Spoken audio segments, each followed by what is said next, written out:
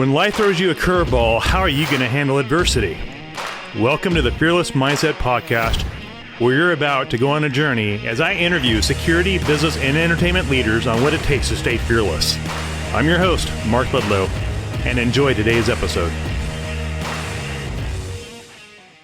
Hey, welcome back, folks. This is Mark with the Fearless Mindset Podcast, and this is our second episode with Alana. We're all hanging out, just talking about the human trafficking world she's involved with, her different business ventures, and of course, don't forget to order the book. Amazon?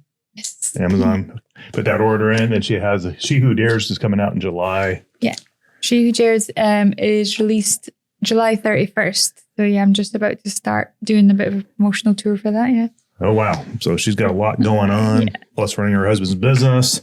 And then got you got a new project you guys are working on right now, podcast that you and Dean are both doing. And are you guys having fun doing that?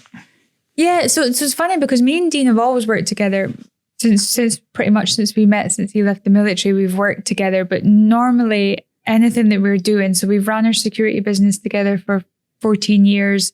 His challenge, everything that he does, I'm in the background doing it. So it really is what I do behind the scene that most people don't see, for Dean to be out there doing what he does.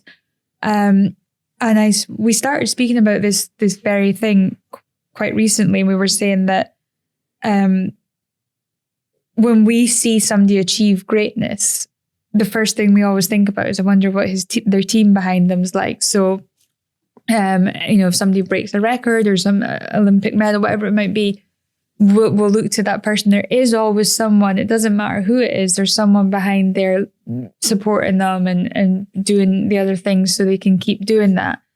And we said, wouldn't it be interesting if we done a podcast to highlight those people? So we started a podcast called Behind the Scene, so SEEN.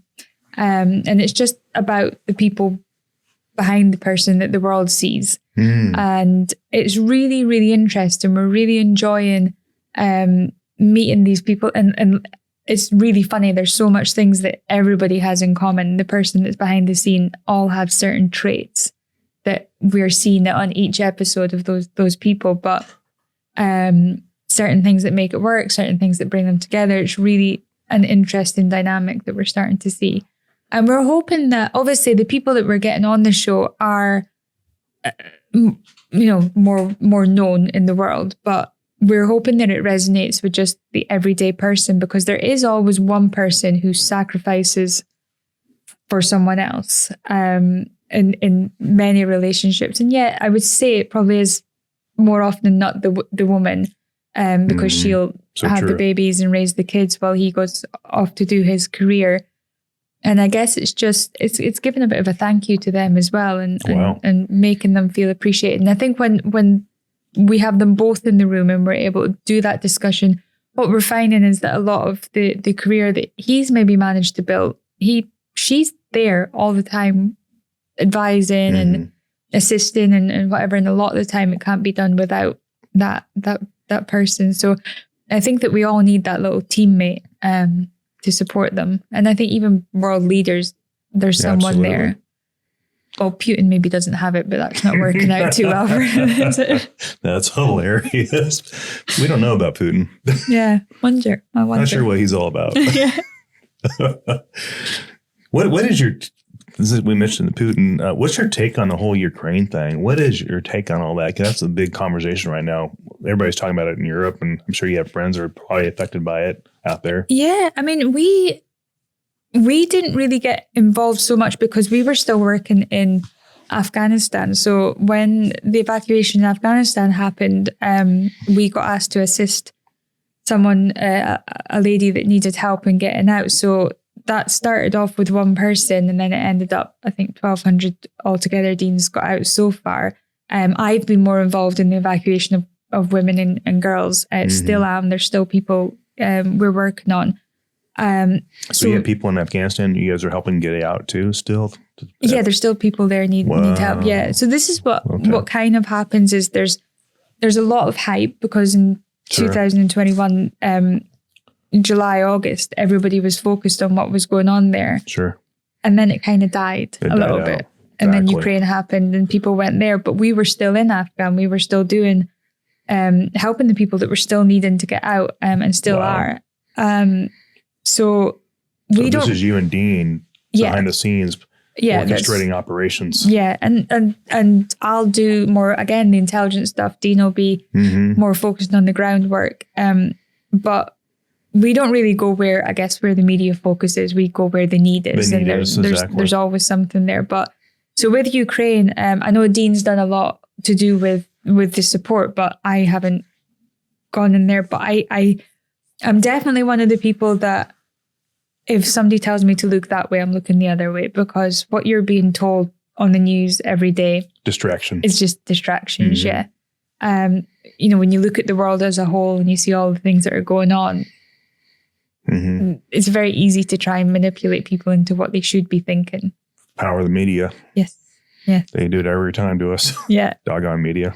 That's why you need to listen to our podcast, folks. Watch the media as you would watch a Hollywood movie. It's fiction. Exactly. Well put. Well said. Yeah. That's interesting, though. You're bringing couples in that are high-profile couples that people would know about to showcase the partnership they have. That's pretty cool. Yeah, and it's interesting. We have had some people who don't want to come on the show. And almost for that ones, what I hope is that when they see the show, maybe they will, because I think almost they believe that it's not masculine for people to know that there's someone else helping them. But actually, when you start to listen to the episodes, you'll see that having this support team and having this working as a team, and however that team dynamics work, for you to be able to go and do these things. She's doing all this other stuff. Personally, Dean's never paid a bill. He doesn't cook the meals. He doesn't do any of the business stuff. He doesn't know what accounts are. He doesn't know what taxes are. He doesn't do any of that stuff. That's what you do. But that's my strength. That's your strength. To say to him, well, you need to start taking responsibility for this. I'm taking him away from what he's really good at. So I'm like, well, yeah, so I'll do this stuff. You do that stuff. We'll do this stuff together. It's like balancing our strengths and our weaknesses and understanding what we're both good at. No point forcing him into something that he doesn't understand. Yeah, exactly. And that's not to say that one person should do everything and the other. Like, it's just that communication, right? Dean, do you want to learn about banking? Absolutely not. I don't want anything to do with it. And everybody works differently. For us personally, we are joint everything. Like, we don't have individual bank accounts or individual anything. Everything is... You're married. Yeah, we're married. Everything's married with us. Yeah. Are there couples that do that, to operate that way? There is, yeah. Really? I was listening to a podcast with some well-known people the other day, and they're separate finances completely, and everything's separate. And I know couples who have separate, and then they have one joint, so it goes in. There's That's so foreign. Yeah, it's just, I mean, each to their own. Everybody, it works for you. Sure. That's cool. But I just when I committed into marriage, I said committed. We're in this all together. Good, bad, ugly, everything. Yeah. Wow. So you believe in the traditional marriage with sharing all assets, everything. Yeah, yeah. We came into it in different ways. When I first met Dean had debt, I guess. I had 3 houses. We had you had all the business stuff going on. I had all the stuff going on. But when we got married, it became both. And to be honest, neither Dean or I are a stuff person. We don't care about material having stuff. Things. Yeah, our mission every day is to do good in the world. So stuff isn't really different. Yeah.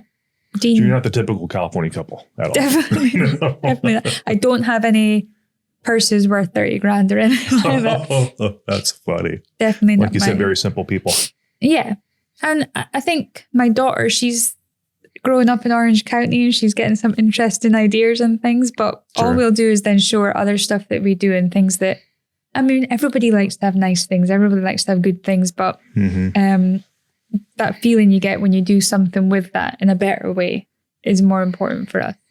I got to ask this. The audience is probably wondering this too, is here you are, you had businesses going on in England probably, or wherever you were, Scotland, and you had multiple homes. You had a successful business going on, and you come across Dean coming out of the military. What did he sell you to be interested in him? I'm just curious. So I grew up in Aberdeen, Scotland, which very nice. is it's a beautiful place. Yeah.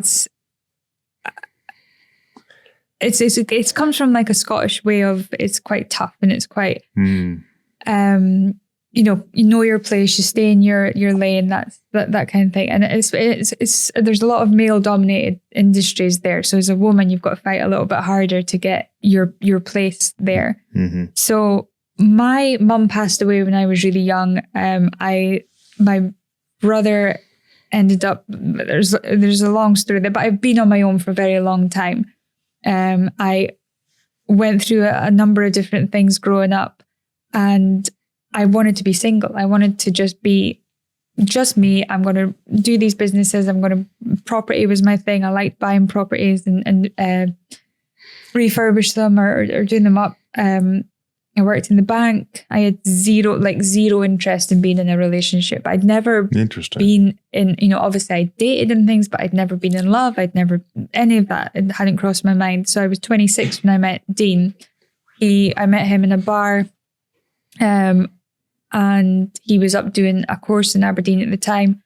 In my eyes, I was never going to see him again after that. But that's the point. He really went to full effort. He really did and he calls it breaking the ice queen. That was what he always calls it. Like I was just stoic. I was didn't care. But what made me fall for him was he had the same belief as me of nothing being impossible. And that came from me saying to him, he says, look, if you always wanted to be a bank manager, that was what I was doing at the time. I was a bank manager. And he says, is this what you want to do? And I said, well, no, not really. He said, well, what is it? And I said, I want to be a spy. That's always what I wanted to do. I wanted to be in MI5. That was or MI6. And he said, okay. And then the very next day he came to me and he had the application form for MI6. He said, I've spoke to my mate it's down there in Whitehall and he's expecting your call. He's going to talk you through the process, put the application in. And I think that was the moment that I knew that he was for me, because to say I want to be a spy to MDLs would just be, oh, shut up, Alana. You're not going to be a spy. You're not like... But he was like, well, here, if that's what you want to do, go and do it. There's about 10 stages in the interview, by the way, for MI6. I got to stage 4, which is family background, and I got rejected from there. So I don't know what's in my family background, but my dad's obviously up to something that I don't know about, but whatever it was. But it did dishearten me for a second. I was like, oh, and there's a 2-year wait. So once you've applied, you can't apply for 2 more years. So Dean was like, well, let's do something ourselves in the industry in some sort of way. And then he got injured, and then that's where close protection came in. So we were able to do it all, but nothing is impossible for Dean. And to be able to be around that mindset, it was almost like I became free. I was like, this is the mindset I'd always had, but I wasn't able to express it outwardly until I met Dean. Wow, what a story. I'm sure the audience will enjoy that one. That's crazy. You had all the houses, you had all this going on, then you come across, you guys meet, and then the rest is history.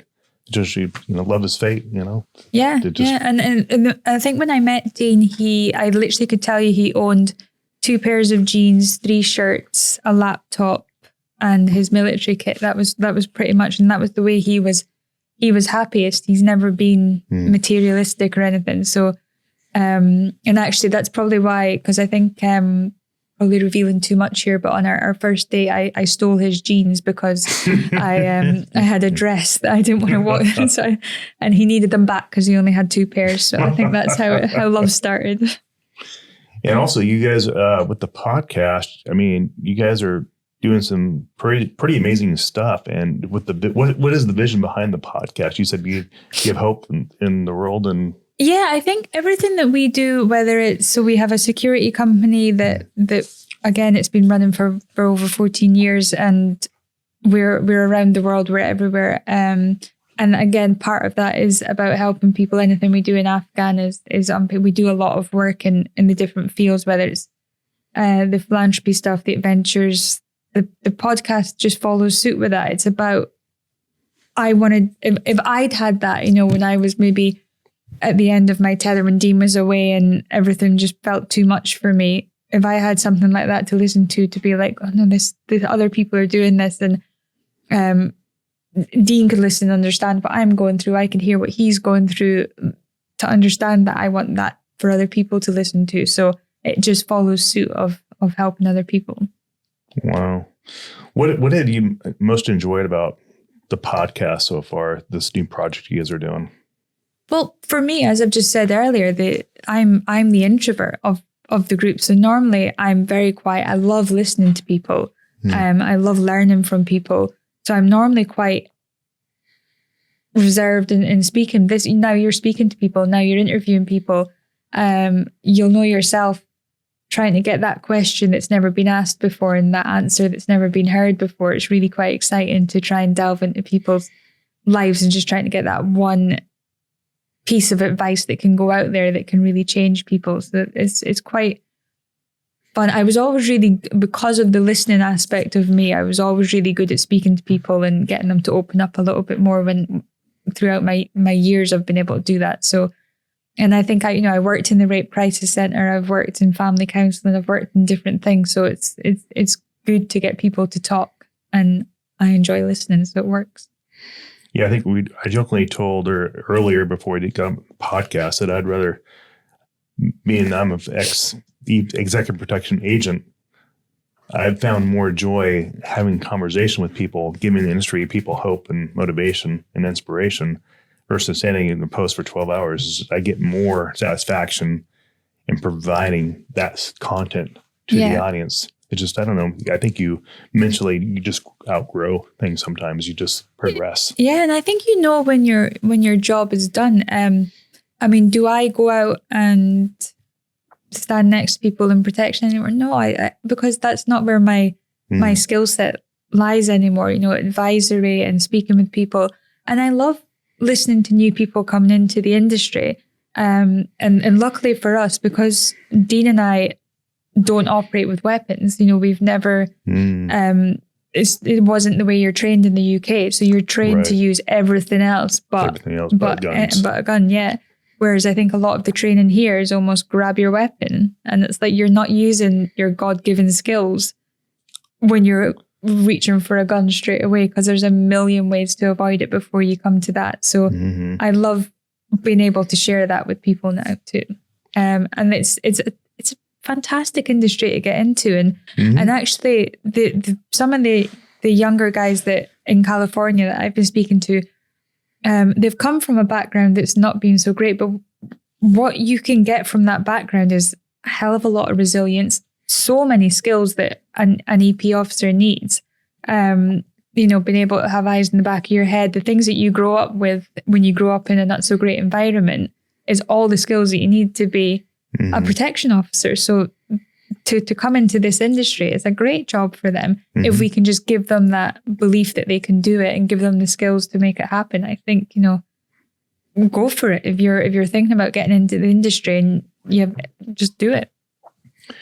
What advice can you give to the ladies that are listening to this podcast from your standpoint, living in America, as far as breaking in the executive protection industry? What is your advice to them? So I think when we look at Hollywood and we look at the movies, it gives us this big tough guy bodyguard that's out there to protect this weak, vulnerable woman. I don't know any weak, vulnerable women. I don't know any women that wouldn't be able to get themselves out of a situation. We almost grow up aware. We've still got those primal instincts of knowing when there's badness around us. And then as mothers, we're then taught to protect people that are, solely our responsibility. And a protection officer gets time off. As a mother, you don't get that time off. You're there watching their back. So we've already got the skills. The skills are there. You don't need to be a tough guy. And in fact, if you're hearing about guys using these tough guy skills, they've done it wrong. They've got into a position wrong. If you've watched things like The Bodyguard or something and they're doing these all you do is go, you shouldn't have done that. You shouldn't have done that. You should have seen that coming. You should have seen that coming. So it's a super industry to get into. And I've never been in a physical altercation. So I never have. Yeah. And most of them haven't. And if they have, they're very bad at the job. So I think you nailed a little sensitive little nerve with the industry when you said Hollywood. It just is too tricked up. There's a myth of what you need to be and the reality of what you need to be are two different things in this industry. Can you explain on that?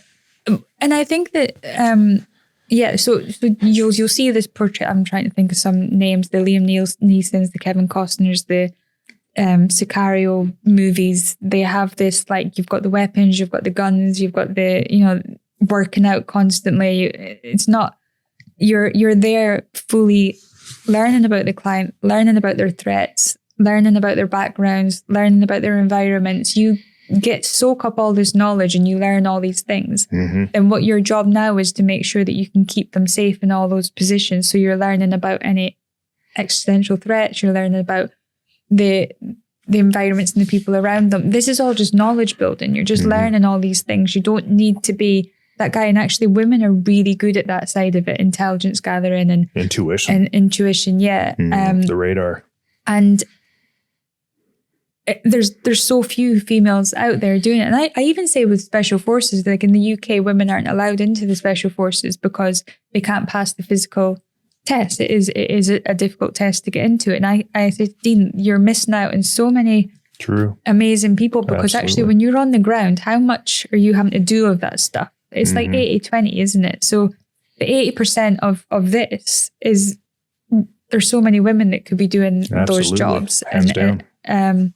I feel like if any woman was thinking about the industry but thinking that, well, I can't do it because I don't look like that, that's not what we want.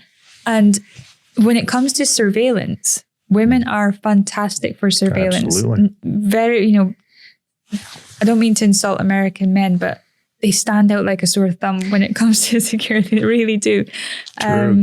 Good point. And I remember doing some work in a city, and every time the principal stopped, the CPO would stop straight behind them, or like look at the window, or look. There was no blending in. So women are really good at that, and I think that's another. When it comes to surveillance, if there's any fear of, well, I'm not going to be able to handle myself if there's a confrontation, you're not a doorman, you're not a bouncer. This is just protecting someone from everyday things, and clients aren't getting attacked every day. No, especially US. Yeah. Driving around in the car. Unfortunately, there's a lot of training companies out there. I'm not going to say names. I don't want to get sued, but they're giving a false sense of reality of what you really see domestically. Yeah. And it's not really accurate.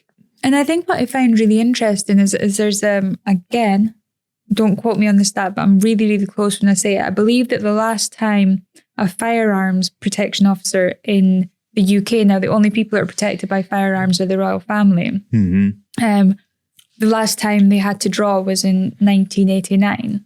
So they have weapons, sure, but they don't need them or use them. They're there because I guess that's that extra layer of protection to make sure that people know they're there. But you train up on every other skill. You're never going to need to use it because you're making sure you're not in that situation in the first place. Whereas if the only skill you're trained in is how to use the weapon, you're not going to be using all those other skills.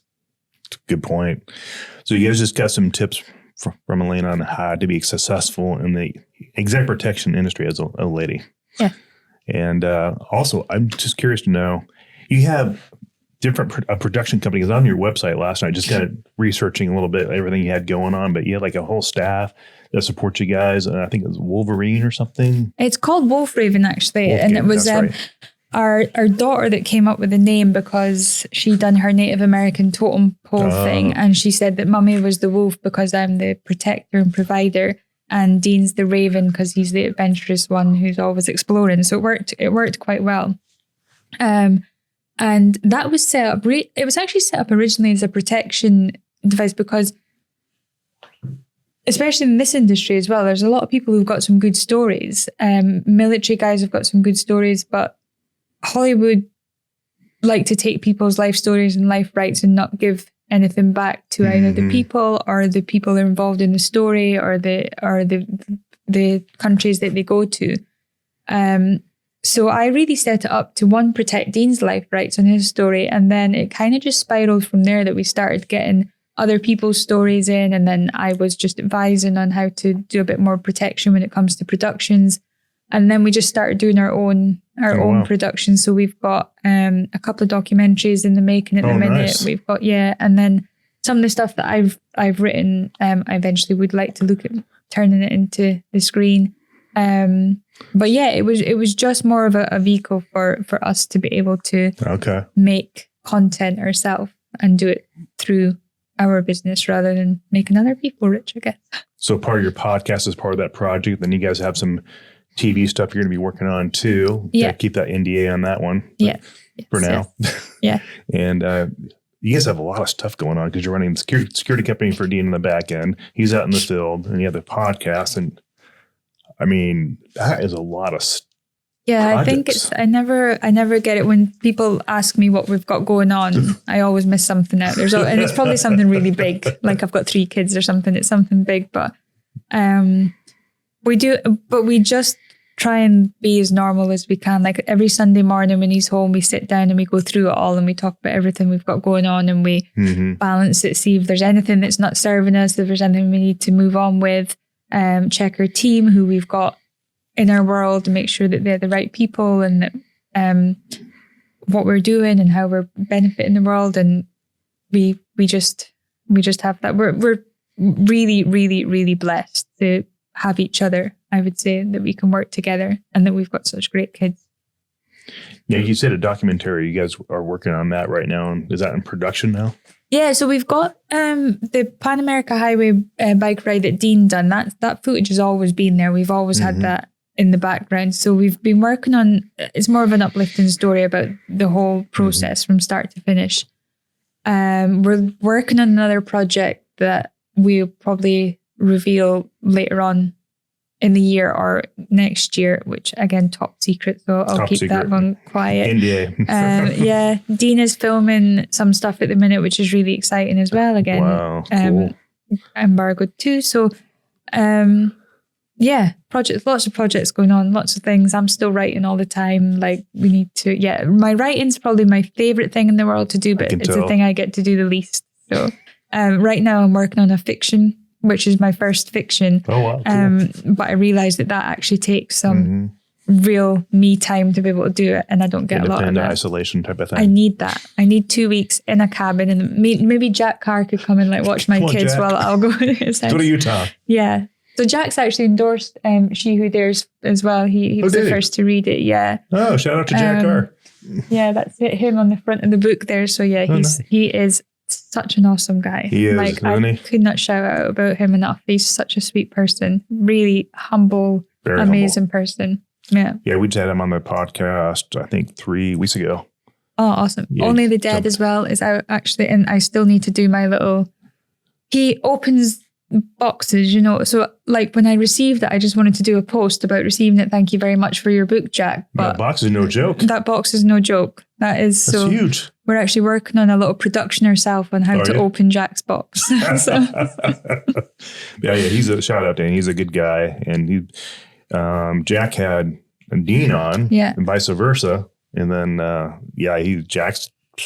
he's got the Terminalist TV show. I think they're going to do another show on top of that. Yeah, I think there's a follow-up to it, I think, with Chris Pratt again, I think. And then I think Only the Dead is out now, I think. So crazy. The guy is busy. Kind of like you guys. I see a similarity with Dean and Jack and all these special forces guys. Yeah. They're just really high, not high strung, but very motivated. Yeah. They don't know how to stop. They don't. It's not in their DNA. But I think what made me fall in love with Jack a little bit more is that humility side of it. You don't meet a lot of them that have got that in there.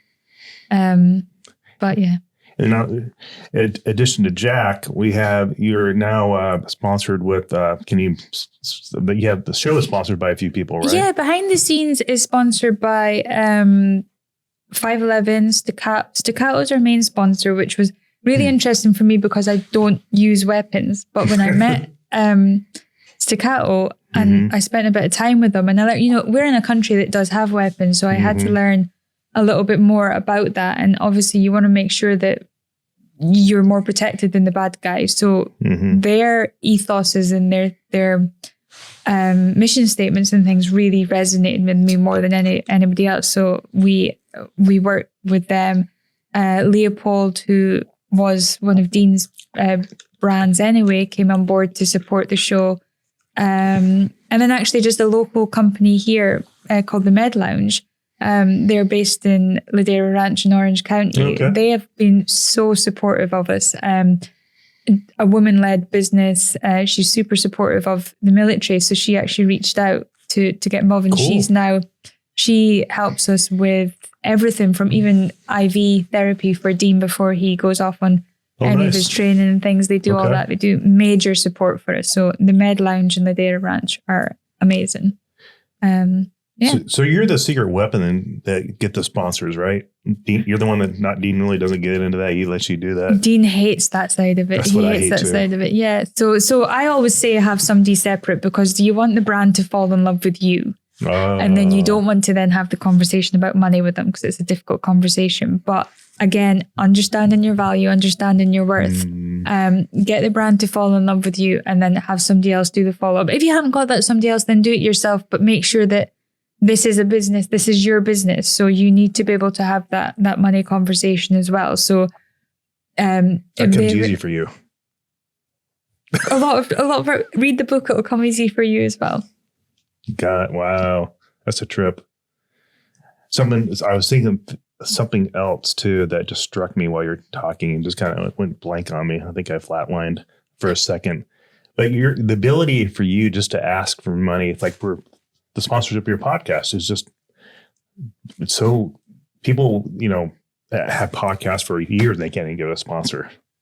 It's just, what is your secret? Tip? We believed in the podcast. We believed, when Dean decided he was going to cycle the bike across 2 continents and break 2 world records, that was what he believed he could do. And he decided he was going to do it. He was coming on 41 when he'd done the record, injured veteran, never cycled before. The list was endless. And we had to walk in and before we raised any money for charity, we had to get sponsorship. And we got £500,000 of sponsorship by having the skills that are in the book, which is just knowing your product. There's a formula in there called MAPS, and it's about, in the book? It's mindset, accountability, planning, and strategy. And if you can put all those together, when it comes to asking for money, it works. It's just, but a lot of it is just preparing yourself the right way when you go in and making sure you're ready and with who you're speaking to. There is that kind of blanket approach to send out 1 million emails and hopefully one person bites. It's not going to stick. It's not going to. You might get the odd person say yes, but if you really want to make it happen, do it right. How much is trust a big influence on that in your formula? Creating that trust with that client? 1,000%. They need to believe in you. If you walk in there going, well, I might do this or I might not, and it might be a good podcast or it might not, or I might be able to do. Like, how are they? You have to believe in you first off. Like, well, you have to fully walk in there, believe in what you're presenting here, to make them believe, to then make them want to be involved. Like, that person needs to be like, how am I involved in this? I need to be involved, make it happen. And then we'll go, this is how much it's going to cost you to do it. You also do coaching too, right? Yeah. Like, I do life coaching. I do, For money, we do help with fundraising as well. Okay. You do coach other businesses on how to raise funds and all that? Yeah. You get paid for that. Your consulting fee, right? Yeah. It doesn't come free yet. It doesn't come free. She's expensive, folks. She knows her value. Definitely know her value. So, we do all that. So get this book if you want to know how she thinks. And then she has formulas in here. And then if you want to hire her, reach out to her. Her website. Yeah, alanastott.com. It's all on there. And speaking as well on that too. So. And you've been in People Magazine and some other magazines on your website. I saw that. I'm like, wow, you guys been there's been a few. I can't name them all right now. I think I've got one coming out in the CEO magazine soon as well. There's a few. There's a few out there, yeah. Whew. And Archway Publishing and How to Ask for Money. Order that book. Yeah. And you guys have got sponsorship for a show and you just rocking and rolling right out of the gate. Yeah. So the kids' books are out sporadically throughout the year as well. And the kids are just a fun book that I wrote as well. So that was, one book is on Live Your Own Way, which is about just doing your own thing and not being scared to do it because other people tell you not to. Me and My Friends plays a really good diversity book about the cultures of America, which is fun. And then Who to Help Today is, I don't have that one out yet. That's out at the end of the year. And I'm excited for that one because it really is a book about looking out for opportunities and people to help every day. There's an opportunity. So it's 3 kids books that are quite fun to write and play with them. So it sounds like you have a goal, maybe a book every other year you releasing. Yeah, after this first 5 that I've just churned out in 1 year, I'll never do that again because there's a lot. Intensity. But what I'll probably never do again is release 5 books and have a baby at the same time. I'll probably avoid that. Good Lord. You like a challenge. Yeah, it's good. Never quiet anyway, but yeah.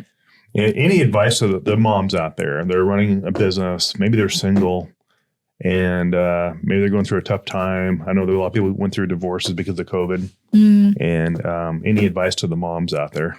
It's just believe in yourself. I think there's so much about, what COVID done and what this whole new change in the way that we work, like the Zoom meetings, working from home, etc. It's opened up this ability for people to be like, well, what is it I want to do? What is it I can do? And so many people are coming out of like the 9 to 5 and going into their own businesses and setting up their own little side hustles.